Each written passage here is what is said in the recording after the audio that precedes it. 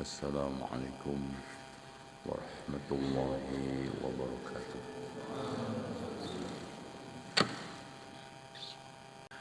Alhamdulillahilladzi arsala rasulahu bil huda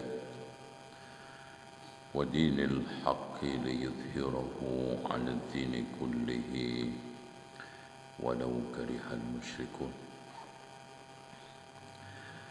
أشهد أن لا إله إلا الله وحده لا شريك له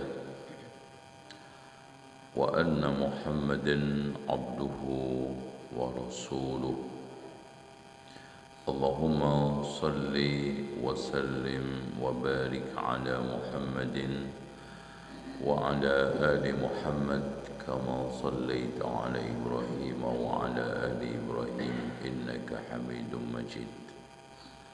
Ikhwan wa akhwat fillah, sejenak kita duduk, sejenak kita bertafakur. Hayya bina najlis nu'min sa'atan. Kita duduk untuk menetapkan, menumbuhkan keimanan. Karena iman itu yazidu wa yanqus. Kalau enggak diperbarui cenderung melorot.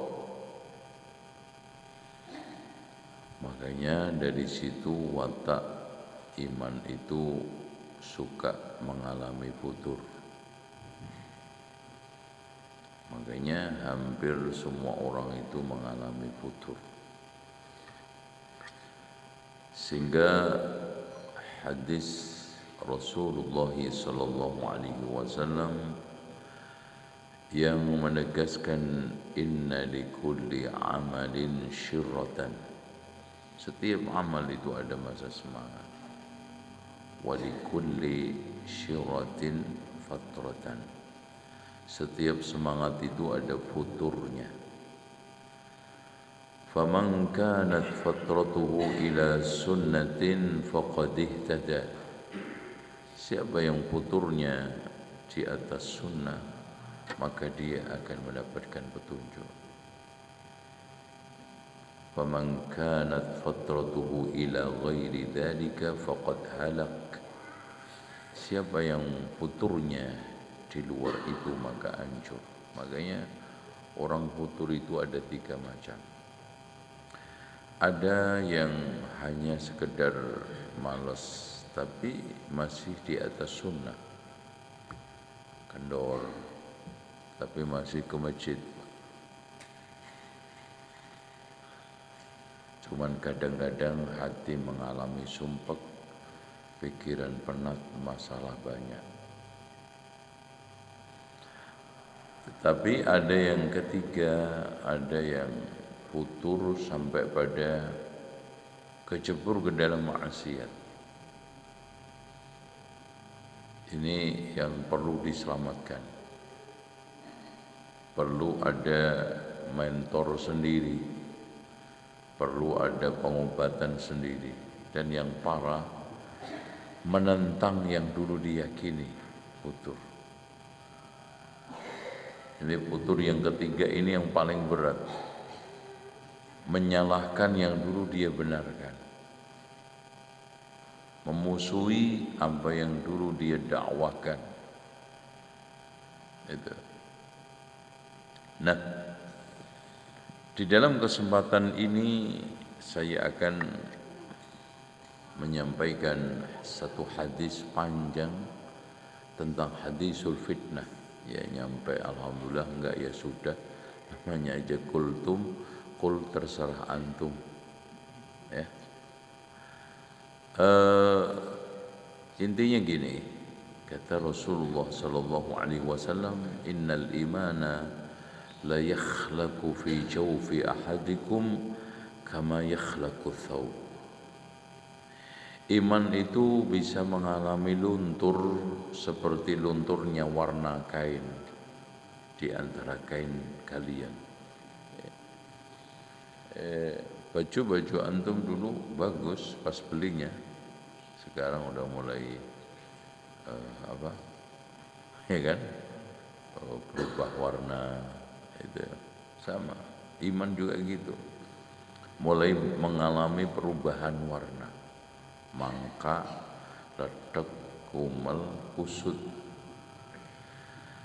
Fas'alullaha ayyujaddidal imana fi qulubikum, mintalah kamu agar iman itu diperbarui. Makanya doa-doa untuk iman itu diperbarui banyak sekali. Di antaranya Rabbana la tuzigh qulubana ba'da idh hadaitana. Itu antum ulang-ulang. Rabbana la tuzigh qulubana ba'da idh hadaitana wa hab lana min ladunka rahmah innaka antal wahhab.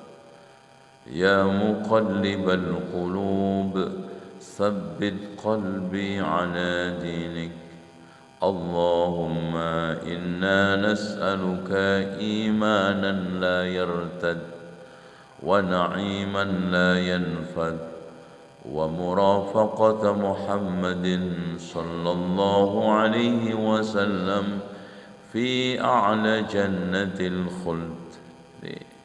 Dan ana anjurkan antum untuk menghafal doa-doa dari Al-Quran dan Sunnah, karena itu lebih meyakinkan dan lebih selamat dari permasalahan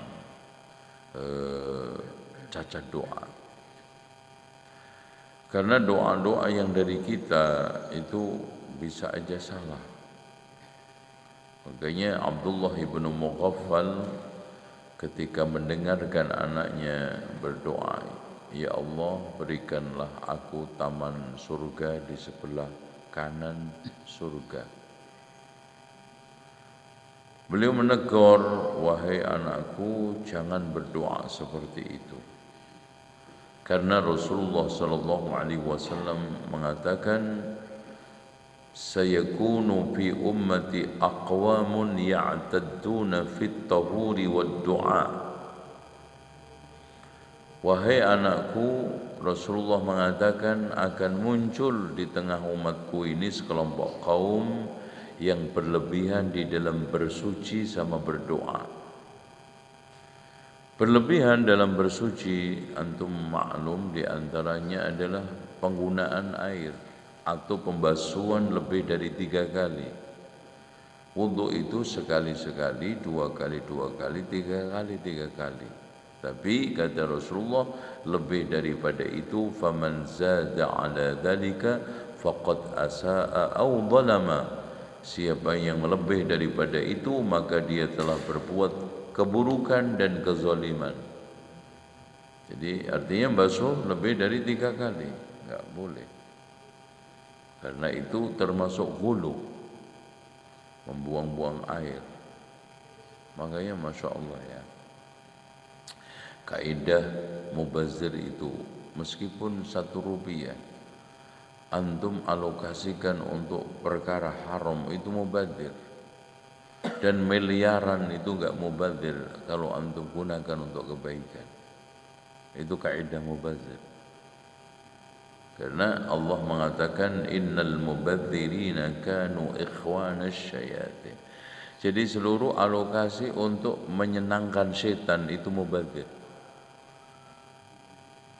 Dan seluruh alokasi untuk menyenangkan Allah itu enggak ada yang mubadzir. Makanya Abu Bakar menginfakkan seluruh hartanya, enggak mubadzir.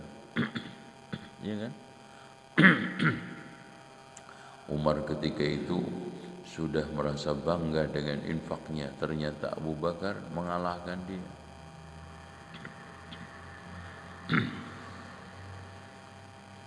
Makanya antum mengeluarkan uang untuk selingkuh dengan wanita 1 mubadzir, tapi kawin 4 enggak mubadzir. Nah itu bedanya. Paham enggak Pak? Kayaknya enggak paham ini. Enggak nyaut ini. Enggak nyambung. Oke. Berapa jam ini nanti? Oke. Saya mulai bacakan hadis Nabi. Ya, hadis ini sebetulnya diturunkan oleh Imam Al-Bukhari dan Muslim di dalam sahihnya dengan satu lafaz, dan Imam Al-Bukhari di dalam Tarikh Damashq, dan Syekh Al-Albani di dalam silsilah Al-Ahadits As-Sahihah. Dan ini yang akan saya bacakan karena beliau menurunkan lafaz yang cukup unik, lengkap, dan lebih representasi daripada sekarang ini. Baik.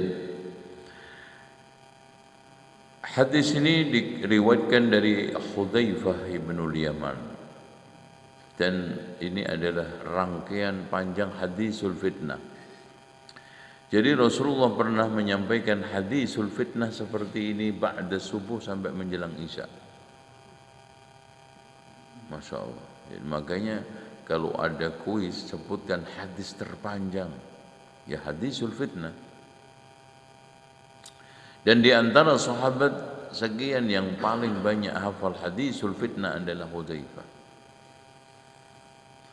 Dan di antara yang dihafal oleh Hudzaifah, kana an-nasu yas'aluna Rasulullah sallallahu alaihi wasallam 'anil khair.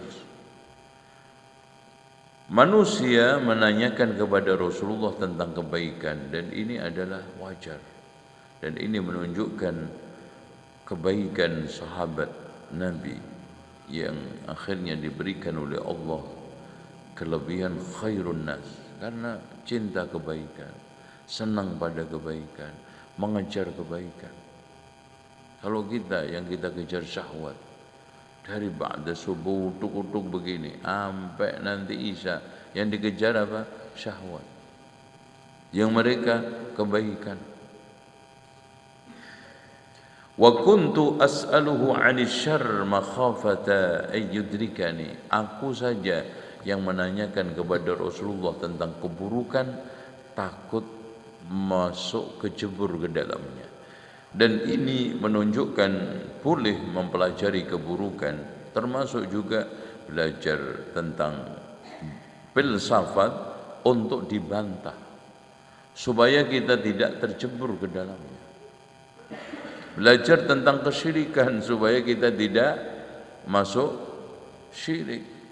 Belajar tentang kebid'ahan supaya kita tidak terjebur ke dalam kebid'ahan. Apapun kita itu harus tahu celah, supaya enggak gampang tertipu.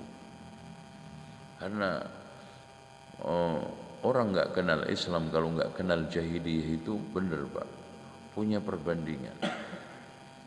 Makanya orang yang paling kuat itu adalah orang yang dulu pernah sesat kemudian mendapatkan petunjuk sunnah. Dan orang paling parah adalah orang dulu sesat kemudian mendapatkan petunjuk sunnah, sesat lagi. Itu nggak bisa balik, Pak. Wallah nggak bisa balik. Karena apa? Dia sudah meremehkan keduanya, sudah mendapatkan kedua. Makanya orang-orang futur di atas sunnah itu mengerikan. Gitu. Oke. Faqultu ya Rasulullah inna kunna fi jahiliyatin wa syarrin. Kami dulu hidup di masa jahiliyah dan keburukan. Jahiliyah cirinya seperti yang disebutkan oleh Ja'far bin Abi Thalib. Masya Allah.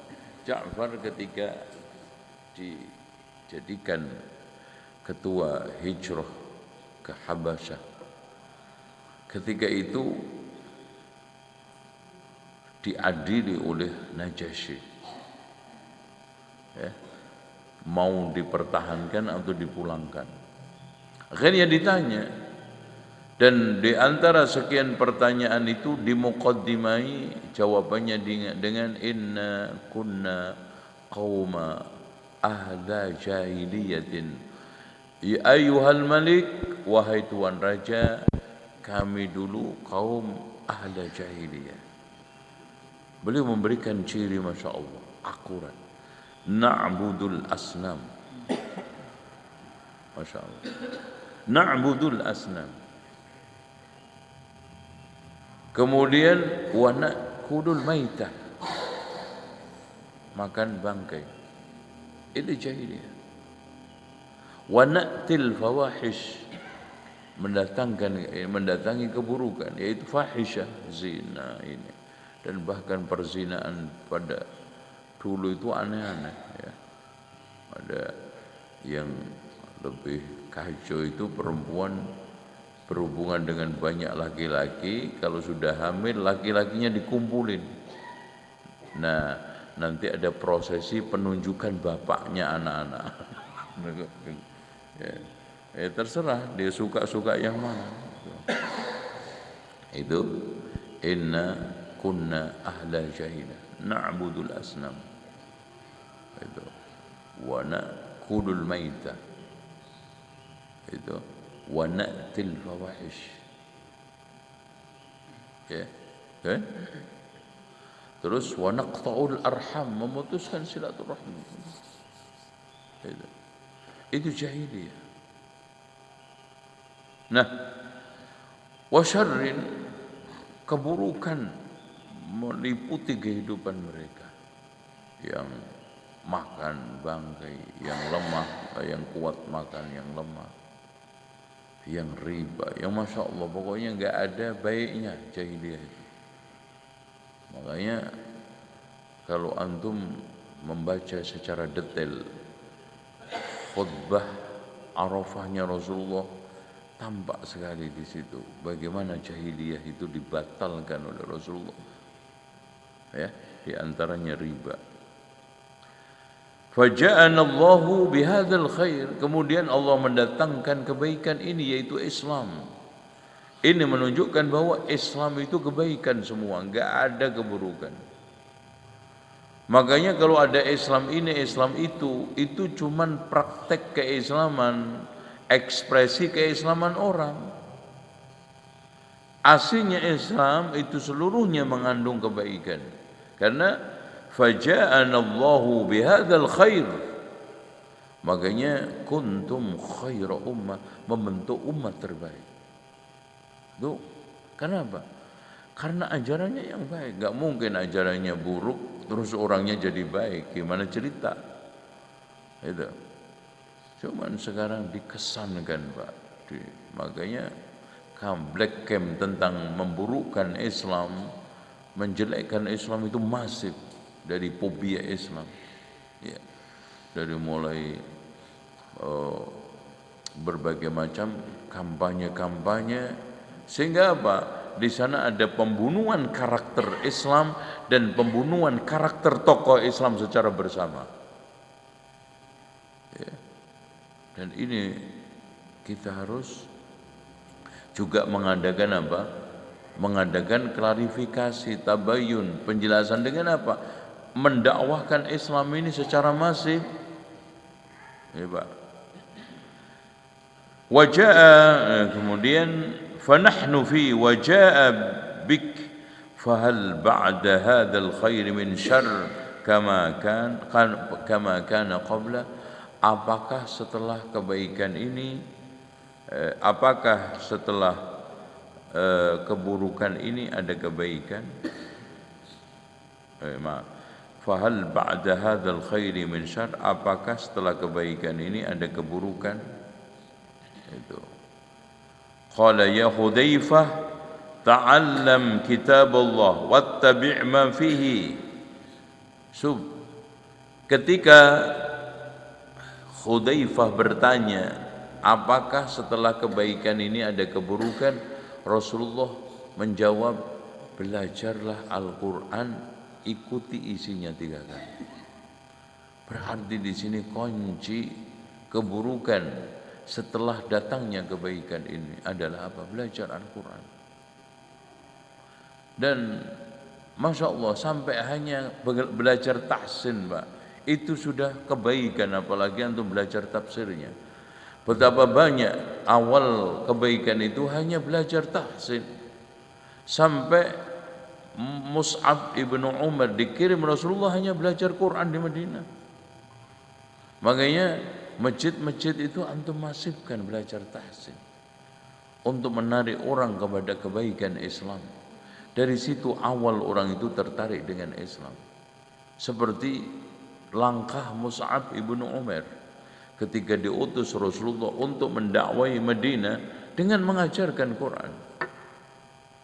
Karena ini kebaikan yang ditetapkan oleh Rasulullah ketika datang keburukan.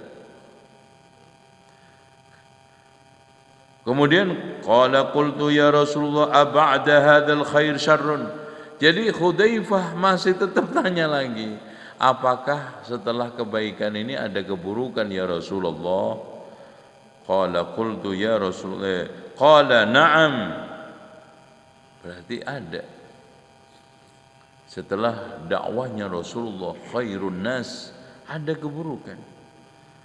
Famal ismah minhu, apa yang kita gunakan untuk berlindung mencari keselamatan? Qala as-saif, pedang, jihad. Dan betul ya, keburukan mulai tampak pada zaman Abu Bakar, orang-orang murtad ya, pedang dijawab oleh siapa? Abu Bakar, perang Musailamah al-Kadzab, murtadin, orang yang enggak mau bayar zakat. Bahkan dia tetap bersitegas ketika disanggah oleh Umar, fa wallahi la uqatilanna man farraqa baina sholati waz zakat. Demi Allah, aku akan perangi mereka, orang-orang yang membedakan antara sholat dengan zakat. Tuh, tegar teguh meskipun kerempeng orangnya Abu Bakar itu. Umar Masya Allah, tapi Umar sering kalah sama Abu Bakar ya. Sering dimarahin sama Abu Bakar itu kan, pernah dimarah dia karena mengakhirkan kerja, disuruh menyelesaikan kerjaan oleh Abu Bakar. Wahai Amirul Mukminin ini, wahai Khalifatullah, gimana kalau besok itu ada kerjaan sendiri gitu. La tuakhir amal al-yaum li ghad. Jangan kamu akhirkan amalan sekarang untuk besok. Besok aja itu ada kerjaan yang enggak muat, kamu tambah lagi kerjaan kemarin. Itu Umar. Ini juga gitu. Fa wallahi la uqatilanna man farraqa baina sholati wa zakah. Oke. Faqultu wa hal ba'da hadha syarr min khairin, apakah setelah keburukan ini masih ada kebaikan? Wa fi tariqin qultu wa hal ba'da sayf baqiya, setelah pedang ini masih ada kebaikan? Qala na'am wa fihi takunu imarah wa fi lafdhin jama'ah ala aqdha'in wa hudnatin ala dakhan. Masyaallah, Allahu akbar. Ini dan subhanallah kita alami, ada imarah, ada kesatuan jamaah, tapi disertai dengan keruh hati. Itu permusuhan di dalam anget-anget tai ayam. Dan ini terjadi, dan sekarang juga gitu, kita nampak akor kompak, tapi gondok di dalamnya, centang perenang di dalamnya. Dan itu Masya Allah, betapa banyak sekarang jamaah-jamaah tampak kompak di luarnya, tetapi hatinya saling. Makanya Rabbana ighfir lana wa li ikhwanina alladziina sabaquna bil iman fala taj'al fi qulubina ghil. Ghil itu penting untuk dihilangkan, Pak. Makanya ada orang yang 3 kali dijamin oleh Rasulullah calon penghuni surga. Setelah diusut, dicek, sampai ada salah seorang sahabat yang rela nginep di rumahnya 3 hari 3 malam. Ternyata enggak ditemukan apa-apa, cuma saya tidak pernah punya rasa ghil. Ghil itu kesel, dongkol, suudzon, lihat orang enggak percaya. Itu ada di hati kita kadang-kadang, ya kan? Suudzon, enggak nyaman, dengki, iri, itu. Nah, kita minta dakhan, wa hudna ala dakhan. Maksudnya apa? Damai tapi enggak damai gitu loh. Ya. Damai tapi enggak damai. Karena apa? Masih aja ada dakhannya.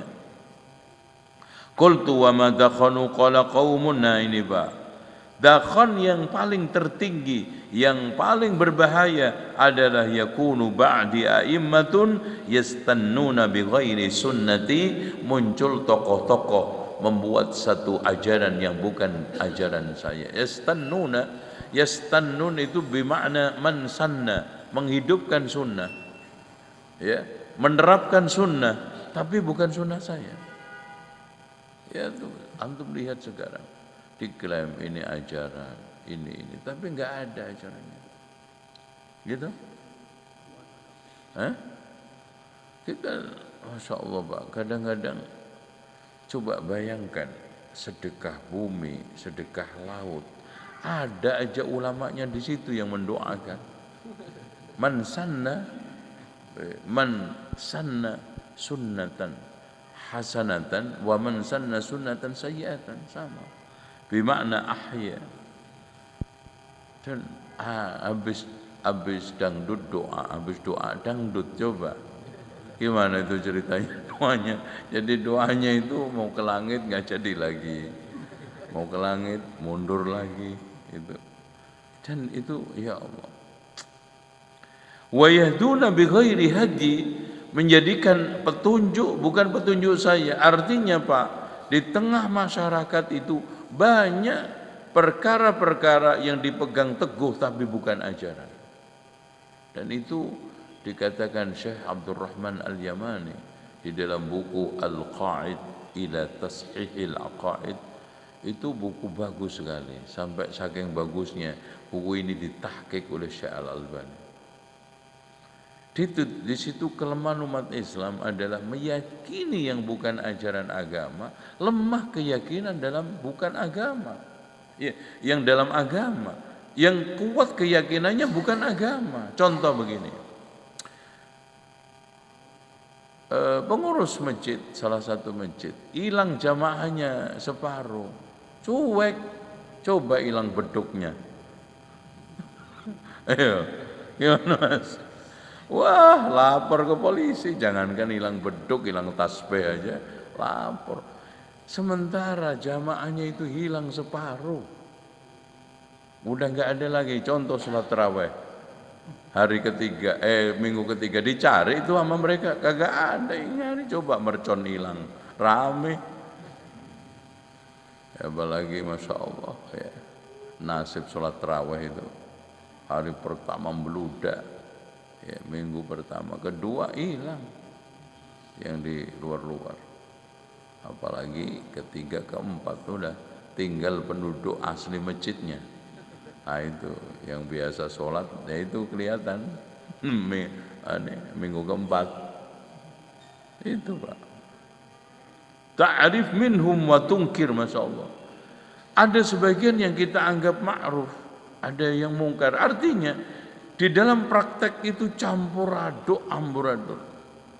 Ma'ruf, ya orang zikir, kita salahin gimana? Baca sholawat, salahin gimana? Wa tungkir, tapi sholawatnya bid'ah, kan repot Pak. Ta'rif minhum wa tungkir. Jadi itu fakta. Masya Allah.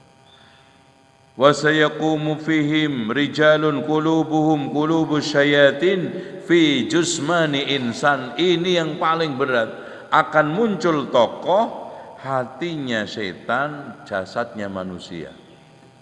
Waduh, wah, udah setan. Hatinya setan, pikirannya setan, jasadnya aja manusia. Ini siapa yang ngomong? Rasulullah. Dan itu akan, dan Rasulullah mengatakan rijal, berarti tokoh. Muncul tokoh hatinya setan, jasadnya manusia. Allah, tega, ya sadis. Terus apa? Ya setan apa? Rusak, sesat, cuek dengan kemungkaran. Itu. Wa fi ukhra al-hudna ala dakhan ma hiya qala la tarji' qulubu aqwamin 'ala alladhi kanat 'alaihi. Maksudnya al-hudna ala dakhan, hati-hati yang keruh itu susah balik. Makanya Pak, kalau udah pecah tek, udah susah untuk akor. Makanya rata-rata akhirnya kecewa dengan masjid, bikin masjid lagi, dikasih nama Masjid Perjuangan. Nanti ormas juga begitu, pecah, bikin ormas lagi, Ormas Perjuangan. Yayasan pecah, bikin lagi yayasan perjuangan. Yang enggak berjuang mana kan gitu. Semua perjuangan. Dan itu pecah ya Allah. Kadang-kadang yang kita itu ngenes ini menimpa salaf, menimpa teman-teman kita. Ya, saya pernah dakwah diundang ke pucuk gunung, antusias, semangat. Ini kalau diundang ke kampung-kampung senang saya itu. Ternyata sampai sono pecah, astagfirullah. Ya Allah, pengikutnya cuma segelintir, pecah coba. Apa yang kita harap antum? Antum cari pengikut dari monyet dari sini.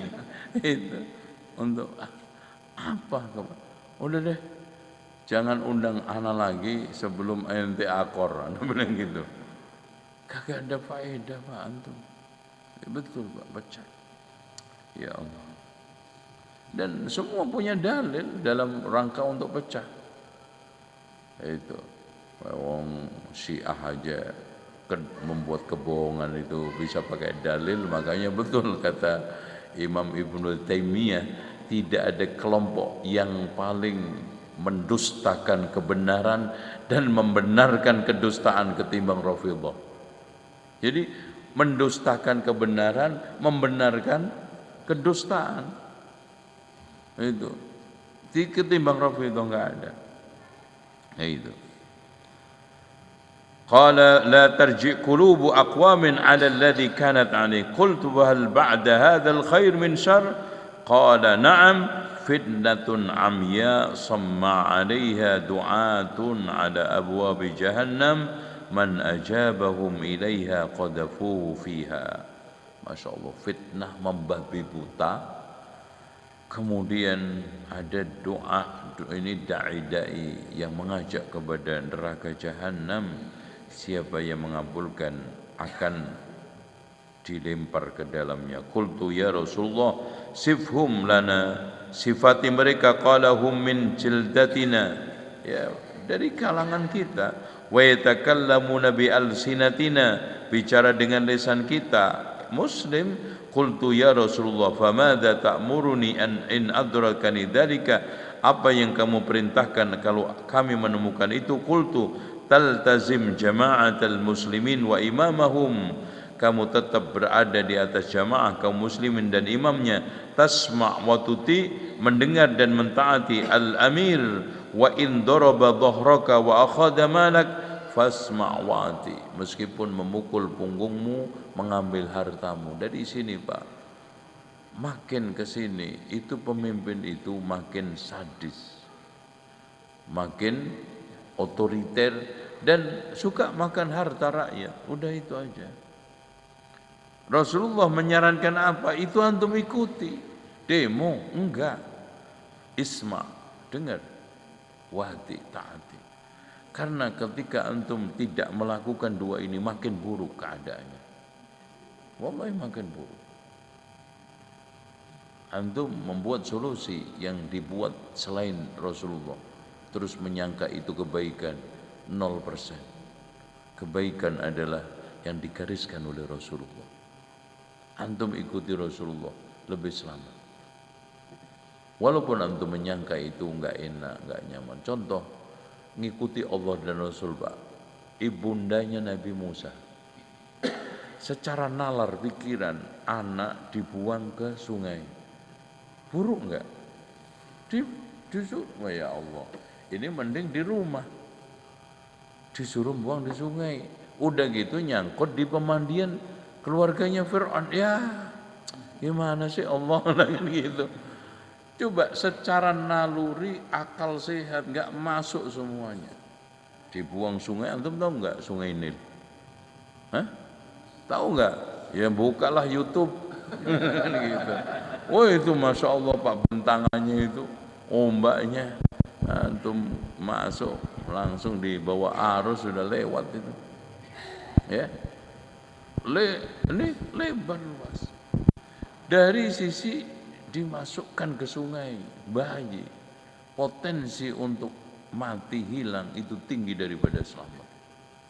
Kedua, nyangkut di pemandian Fir'aun. Mending di rumah selamat aman. Nah kan gitu logika kita. Kalau di hadapan perintah Allah kan suka gitu. Ternyata ibunda Nabi Musa tetap mentaati apa yang menjadi titah Allah. Dibuang. Dia tetap tawakal kepada Allah meskipun masuk di tempat di mana selama ini dia hindarkan. Wah, udah deh, anak saya disembelih deh udah. Kan gitu. Tapi subhanallah, kebaikan yang didapat akibat mentaati perintah Allah dan Rasulnya satu, anaknya kembali lagi ke pangkuannya. Dua, merawat anak digaji. Coba kalau nggak dilempar, ya gratis di rumah, nyari makan sendiri, biaya sendiri, digaji, dibikinin rumah di istana dan menjadi keluarga, bagian dari keluarga kerajaan. 5 keutamaan yang didapat ibunda Nabi Musa akibat mentaati perintah Allah, dan kita juga begitu. Walaupun secara zahir mendengar dan mentaati itu rasanya perih, nggak enak belas, enaknya demo bakar ban gitu kan, itu kan. Tapi itulah. Nah, lanjut, fa'tazil tilkal, kalau memang sudah nggak ada jamaah, nggak ada imam, fa'tazil tilkal firqa kullaha walau an ta'udda bi asli syajaratin hatta yudrikakal maut wa anta ala dhalik. Kamu tinggalkan semua jamaah, semua firqah, semua yang ada, walaupun kamu harus menggigit akar pohon. Maksudnya apa? Cukup menerapkan syariat. Saya kira itu sudah suruk ya? Hah? Sudah?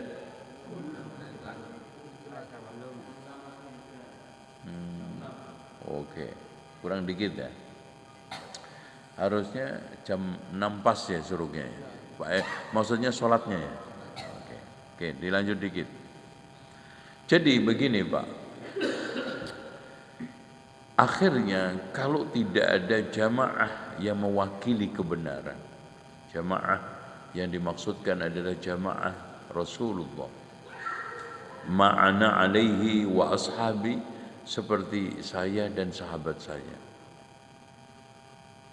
dan tidak ada imam yang sekarang ini antum bisa taati karena kafir mungkin ya, sudah enggak ada lagi minoritas, cukup antum menggigit akar pohon.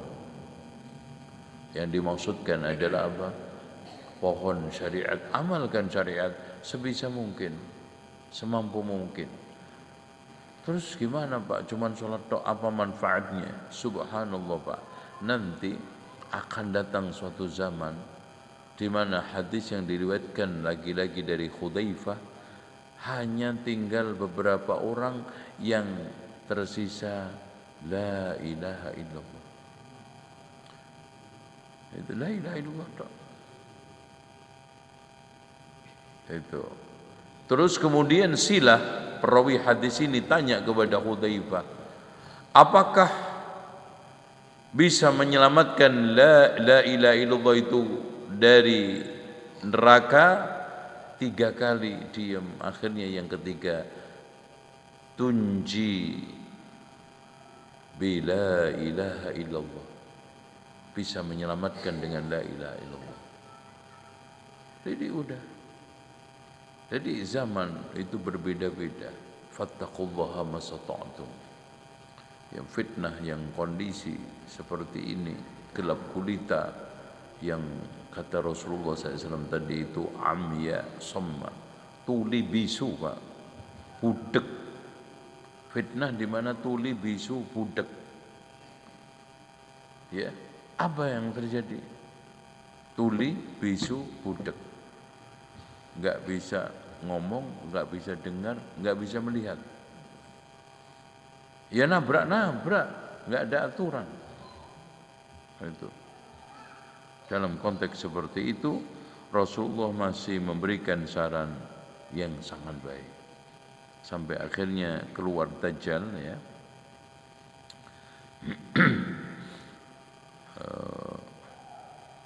Qala thumma yakhrujud Dajjal. Qala qultu fima yaji, apa yang dia datangkan? Qala binahrin, qala au qala ma'in wa nahrin, faman dakhala nahru khatta ajru, siapa yang masuk sungainya hapus pahalanya, wa wajaba wizruhu, dan dapat dosa. Wa man dakhala narahu, siapa yang masuk nerakanya, wajaba ajruhu, dapat pahala, wa hatta wizruhu, dan hapus dosanya. Makanya tipuan, ya, apinya adalah surganya, apa taman maksudnya, bagus, indah, dan sungainya adalah neraka. Qultu ya Rasulullah fama ba'da Dajjal, qala Isa bin Maryam. Habis itu ada Isa ibnu Maryam. Qala qultu thumma madza, qala law antajat farasan lam tarkab uluha hatta taqum as-sa'a. Habis itu apa? Kiamat. Andaikan kamu beli kuda belum sempat dinaiki, maka kiamat tegak.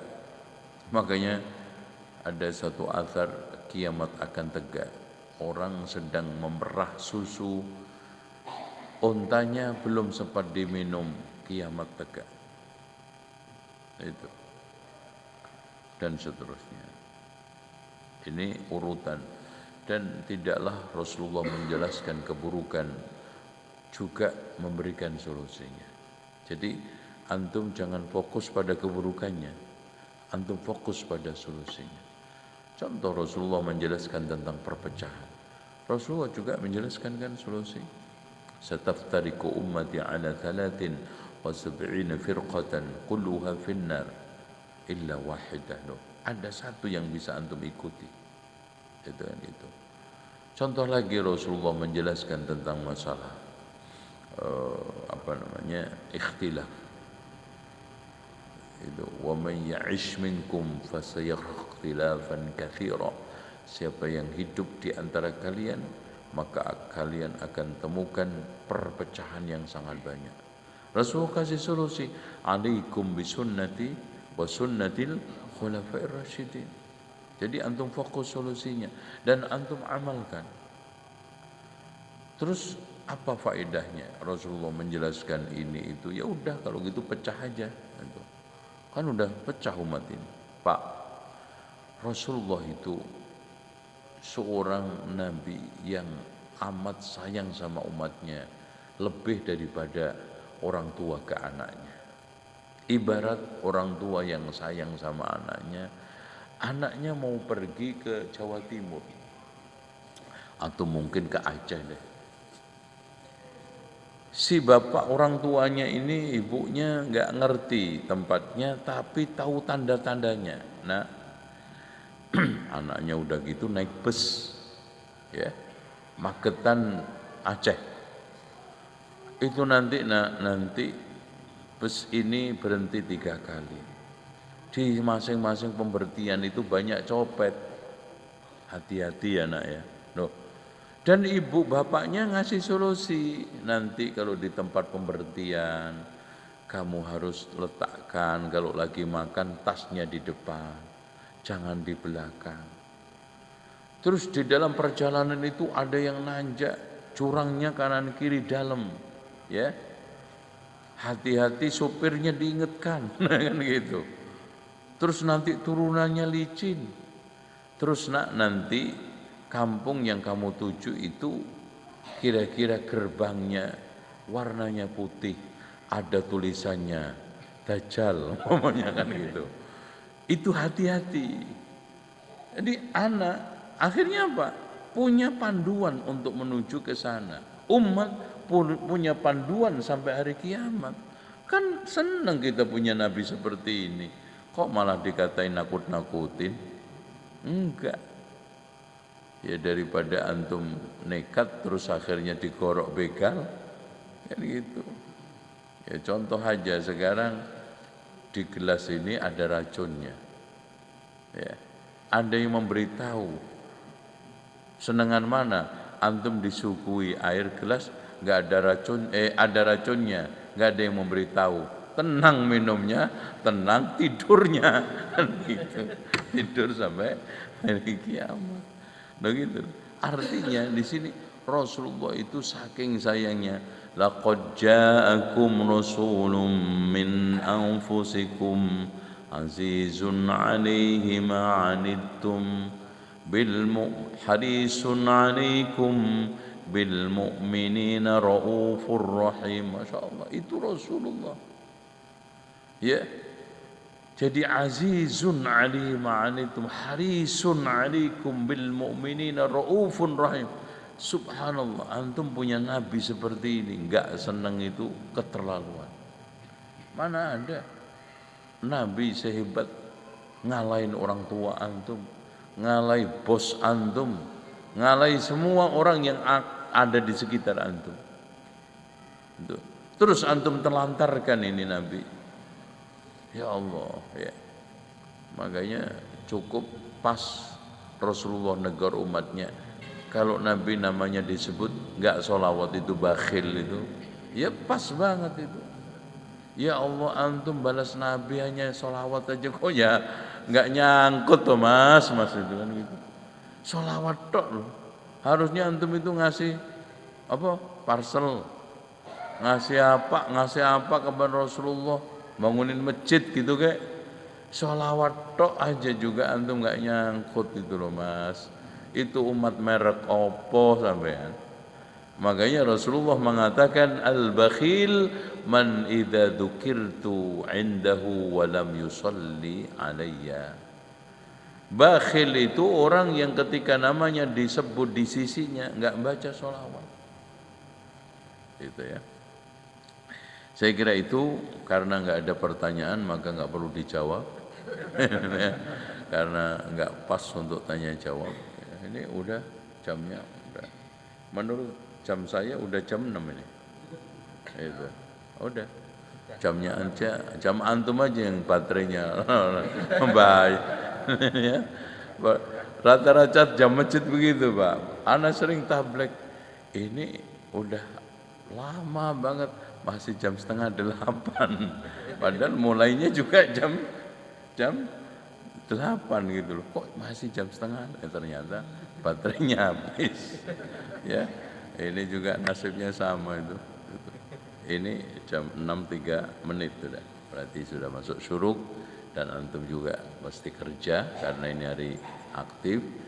Kita akhiri dengan doa kafaratul majlis. Subhanakallahumma wa bihamdika asyhadu an la ilaha illa anta astaghfiruka wa atubu ilaik. Wa sallallahu ala Muhammadin wa ala ali Muhammad walhamdulillahi rabbil alamin. Wassalamu alaikum warahmatullahi wabarakatuh.